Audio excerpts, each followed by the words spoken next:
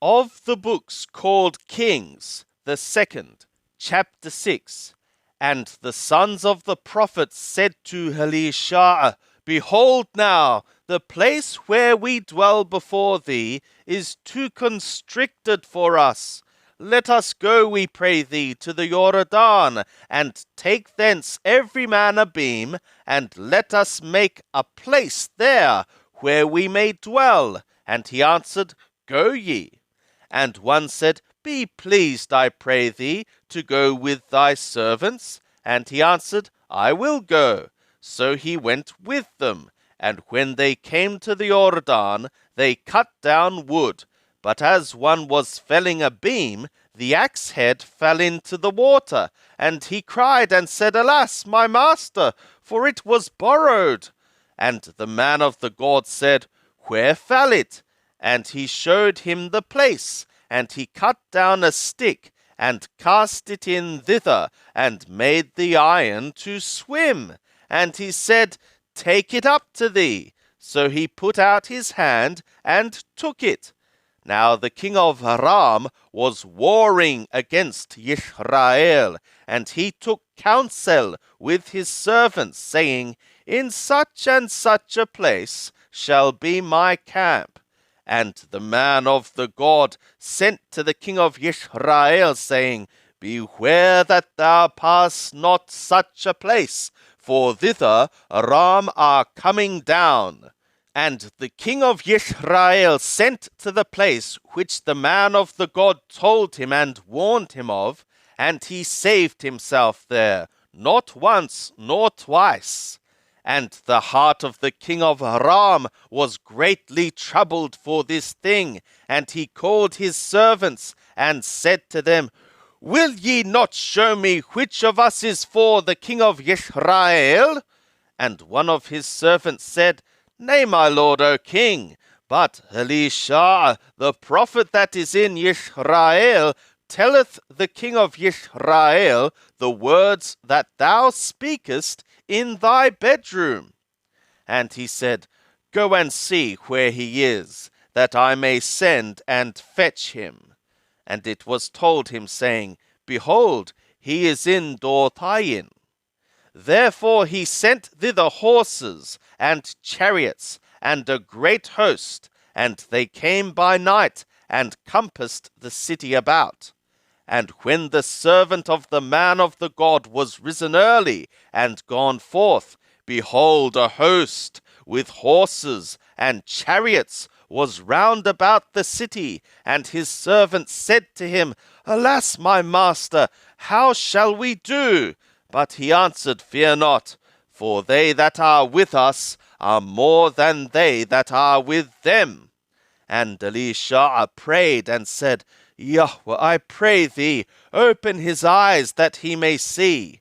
And Yahweh opened the eyes of the young man, and he saw, and behold, the mountain was full of horses and chariots of fire round about Elisha.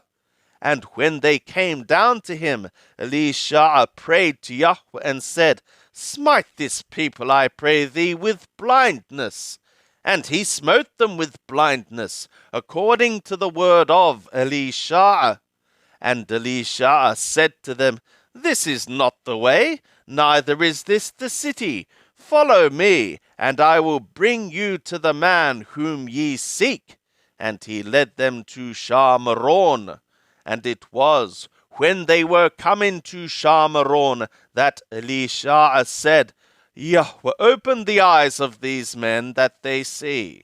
And Yahweh opened their eyes, and they saw, and behold, they were in the midst of Shamaron. And the king of Israel said to Elisha, when he saw them, My father, shall I smite them? Shall I smite them? And he answered, Thou shalt not smite them. Wouldst thou smite those whom thou hast taken captive with thy sword and with thy bow? Set bread and water before them, that they eat and drink, and go to their master. And he prepared great provision for them, and when they had eaten and drunk, he sent them away, and they went to their master. And the bands of Haram came no more into the land of Israel. And it was after this that Ben-Hadad, the king of Aram, gathered all his host, and went up and besieged Shamron.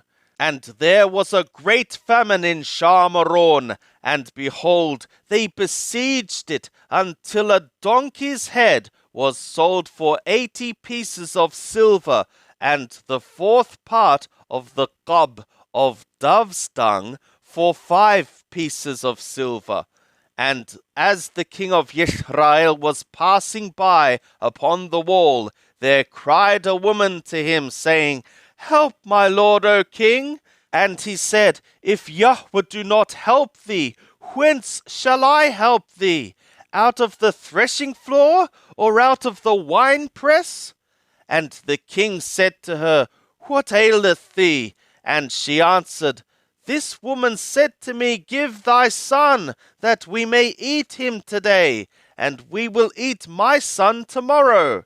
So we boiled my son, and did eat him. And I said to her on the next day, Give thy son, that we may eat him. And she hath hid her son.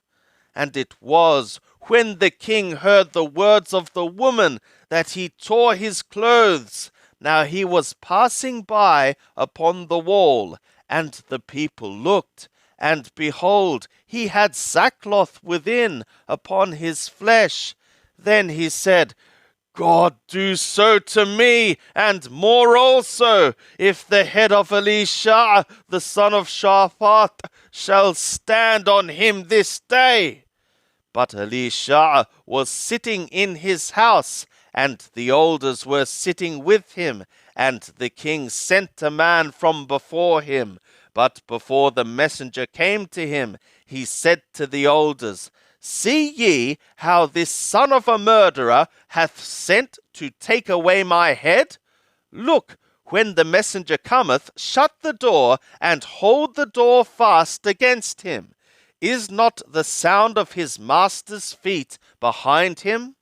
And while he was yet talking with them, behold, the messenger came down to him, and he said, Behold, this evil is of Yahweh.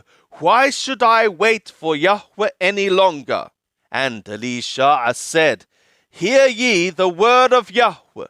Thus saith Yahweh, Tomorrow, about this time, shall a measure of fine flour be sold for a shekel, and 2 measures of barley for a shekel, in the gate of Shamron.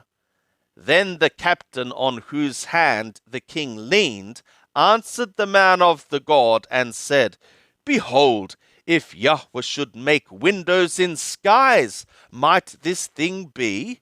And he said, Behold, thou shalt see it with thy eyes, but shalt not eat thereof.